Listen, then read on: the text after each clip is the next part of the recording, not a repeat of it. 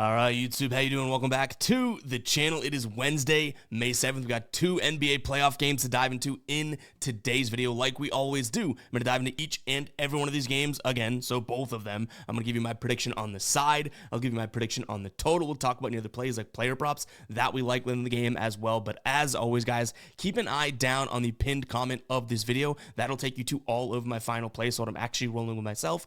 If that does interest you, it's absolutely free down in the pinned comment. All right, YouTube, how you doing? Welcome back to the channel. I tell you guys I'm a dummy all the time. They don't suck. They've just been sucking. Get them down to -3 for more juice than Jose Canseco in his prime. Tell me you're new without telling me you're new. So don't go jumping down my throat in the comments, right? If you want to fade me, or if you do want to ride me, this still leaves a bad taste in my mouth, right? And remember, more chins, more wins. Guys, real quick, before we do dive into today's show, I wanted to talk about the merch we have here on the channel. Head over to fademe.store or guybostonsports.com/store and pick you up some quality merch today. I even feel weird calling it merch because, like I always tell you guys, this is legitimate quality product in apparel. We don't just take a bad blank or a crappy blank and throw a logo on it. No, this is an embroidered, super comfortable premium crew neck in the Let's Ride collection. And we have tons of other stuff out there and available right now. So go ahead and check it out. Again, that is fademe.store or guybostonsports.com/store. They'll both take you to the storefront and pick up some merch today. Legitimate product, legitimate quality product, I should say. And it's at very, very manageable prices. It's not like a money grab for us or anything like that. We put a lot of time, effort, and money into producing these samples and getting the products just right. So go ahead and check it out. Again, to say the websites again, fademe.store, guybostonsports.com/store. Check it out. Pick up some merch, help support us, and you get some great merch at the same time. All right, in terms of how we did yesterday, a 1-1 day. Now, I feel like we've been just doing this over and over again. Mediocre Ev. If I could spell mediocre easily, I'd put it on a t-shirt. But Anthony Edwards under 29.5 points. That was my favorite play of the night. That cashes. And then I ended up rolling with Dante DiVincenzo. We talked about it in the video. He ended up with, 7 points. Started off okay, but ultimately didn't get to that 11 number. So, yeah, Ant-Man, I'm proud of. Dante DiVincenzo, kind of wish we didn't roll with it. Almost threw in a Cavs play as well, which if you watch the end of that game, holy crap.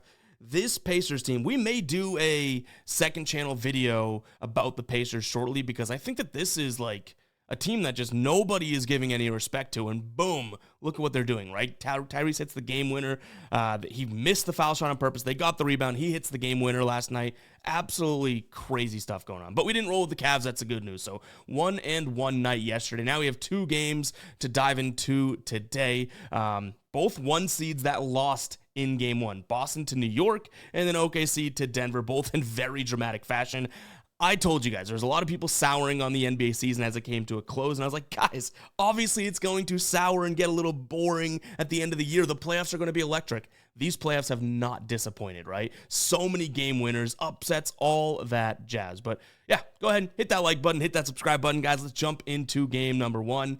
I swear I'm not being biased in this one as a big Celtics fan, but I do think the Celtics bounce back in this game. Now, do I love them -10.5? No, this Knicks team showed that they're not going away. Now, a lot of Celtics fans in my circle and social media and all that are saying, oh, we're up by 20. You know, that shows that we will win this series and all that. While I believe that, and I do think the Celtics are the far better team, I think people are kind of missing the fact that the Knicks showed that I don't care if you're up by 20, we will not stop hounding. We can go on these runs, and I don't think that's the only run they're going to go on during the series, right? So 10.5 points does strike me as a little much. If I had a gun to my head and had to pick one, I'd take the fired up Celtics, who missed a historic, literally historic amount of threes. Even if they make a few more of those, we're not even in the same situation, you know what I mean? I'd take that fired up team to win by 11 points here before kind of taking a peek at the Knicks. But again, that little inkling in my brain of the Knicks aren't going to go away. They're going to fight. They're a hard fought team. You know, we didn't even see the best Towns game because of foul trouble and all of that. I think that, you know, there's an argument to be made for the Knicks side of things.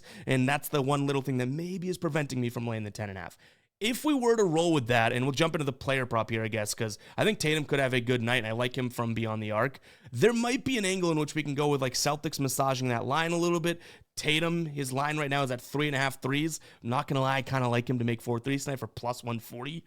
But I kind of want to say, okay, Tatum 20 plus, Celtics money line, and maybe like Tatum over 1.5 threes, so make 2 threes, something like that. I don't know what the odds are on that, but you can expect something potentially like that in the pinned comments, where we kind of look at what happened in game one.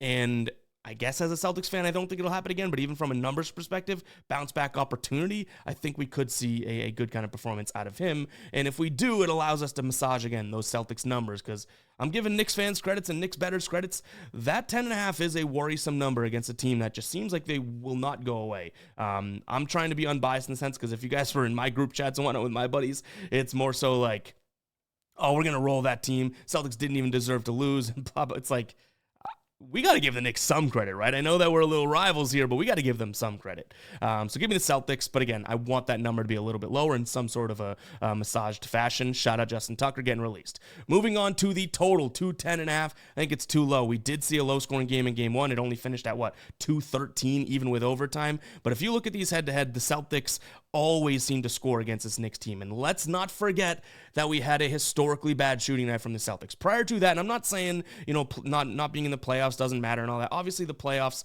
are a little bit different, but so 108, the Celtics, the Knicks scored, 105, Celtics scored. So the Knicks scored 108.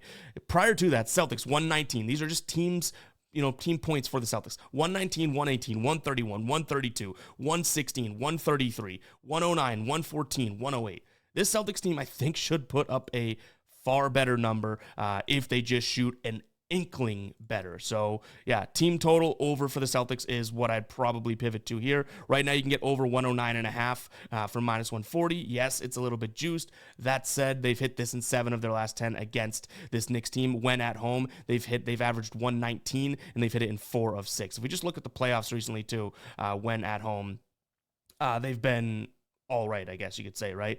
So home games against Orlando, they went out there, scored 109, so they're 1 point away against a really good defense, and then 120. So, yeah, I like the Celtics to score 110 today. That could be a look as well. All right, guys, let's move into the second game, but first, let me shout out Sleeper.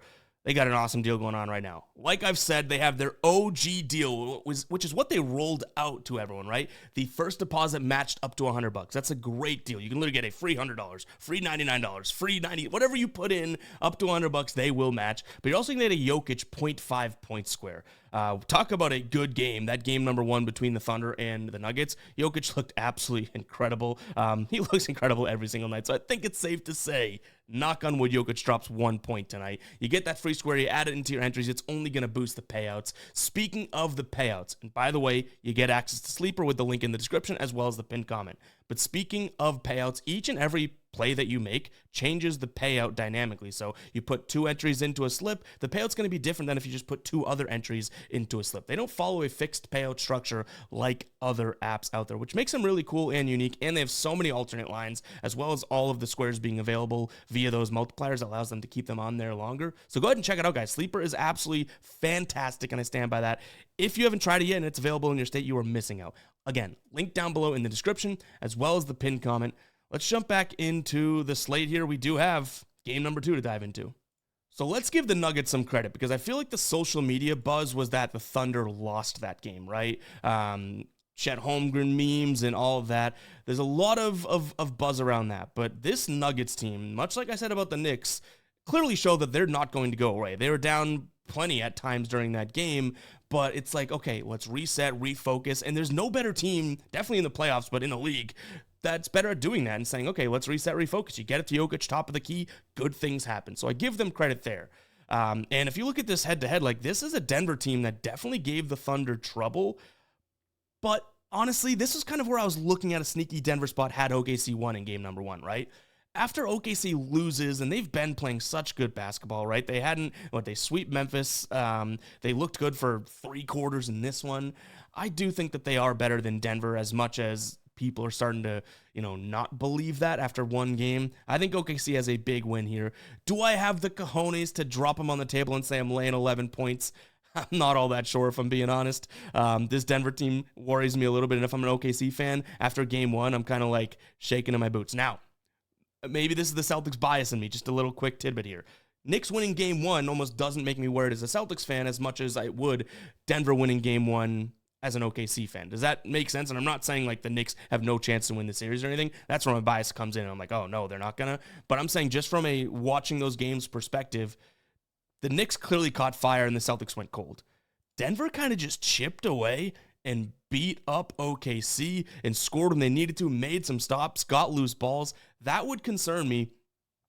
That said, OKC is a gritty team. OKC is a team that will fight for those loose balls. OKC is a team that will make defensive stops when they need to, which is why I do think that they're going to be okay. But again, little bit worried if I'm an OKC fan. But for game number 2, after a game number 1 loss, I think they come out pretty damn strong here. I actually considered them in the first quarter. Right now, that first quarter spread, but first quarter plays are kind of tough because it's like, they either happen real quick, good for you, or real bad. But -2.5 in the first quarter for -150. You're paying a lot of juice. But this is a Nuggets team that was really good in the first quarter. So I almost want to stay away from that. I think in their last 10 games on the road, they've covered the +2.5 in 8 of those 10. So yeah, that makes you a little worrisome. So where do we pivot to next? Okay, first half. Now that may be where we can kind of get something going. OKC -4.5 in the first half. This Denver team on the road covers severely less first halves than they do first quarter. So I'd pivot to that direction before I lay the 11.5 points. But again, 11.5 or 11 is still going to be where I would go if I had to make a full spread pick here. In terms of a total, fine. Psycho alert alarm. I think it's going to be a low-scoring one. I think OKC says, okay, well, what we did last game didn't work. We ran up and down, and even when they did score, they allowed more possessions for Denver. And when you have more possessions, good things will happen with Jokic touching the ball. If they slow things down, which they're so capable of, they can win this game. And it can be a game that does not get to 230, right? So, yeah, looking at how these two teams shot in game number 1. So, you had Denver, 44% from the floor, 31% from 3, and then OKC, 42% and 35%. Maybe it's a little bit crazy to say, oh, well, now they have to shoot even worse than that to go under this number. Not really what I'm trying to say. I'm saying that there's going to be less possessions and we're going to see less fast break opportunities and whatnot. Those shooting percentages, I expect to stay exactly where they are. This is not one of those games where, like the Celtics, I'm like, oh, well, they're going to shoot a better percentage. No, I think that they keep these percentages. I just think the pace of play is a little bit lower. So, yeah, I'm going to lean towards the under in this one. From a player prop perspective, boy, I don't even know if we want to trust what I said. Remember last game? I called Michael Porter Jr. Michael Porter Jr. over 11.5, 10.5 points, whatever it was. He scored 2 points. The dude stunk it up. So player props clearly not my forte so far in this series, but I still do like Jamal Murray over 19.5 points. Liking what I'm seeing out of him, and you can also snag his assists at 5.5. Head-to-head against this Thunder team, he's had 2 straight games here of 6 assists, 13 potential assists, and then 13 potential assists. That screams, 5 to 6 assists for in my book. So yeah, Jamal Murray, if you can get him at 5.5, I like it. I believe I saw a 4.5 out there. Can we still find that? Oh no, that is long gone. But yeah, 5.5 from -113. Most other books have this in the -130. So Jamal Murray over 5.5 assists could be something I consider as well. I like his points plus assists too. So maybe we go a quarter unit on each of those, kind of amounting to a full, I say full, but a full half unit, because that's kind of what we've been rolling with lately, right? So yeah, kind of like the spot there. Jamal Murray hasn't had the best of scoring games against the Thunder, historically, but the last 2 times he's played them, 40 points plus assists and then 27 points plus assists. So we could see a decent spot out of him today, but I do think that they're going to lock in on Jokic, and some of these other guys like Michael Porter Jr., like Aaron Gordon, could get some more open looks if the Thunder change up their defensive strategy. But guys, that is going to wrap it up for today's show. Hopefully you guys did enjoy. Leave a like on the video, hit that like button, hit that subscribe button as well. Make sure you let me know. I think I just said hit the like button twice. You could do that if you want, but just make sure to hit it again so you don't unlike it. But make sure to let me know what you guys are rolling with down in the comments. Go ahead and comment 13, lucky 13, if you made it to the end of the video here. Really do appreciate it. We'll catch you guys in the next one, all right? Peace out.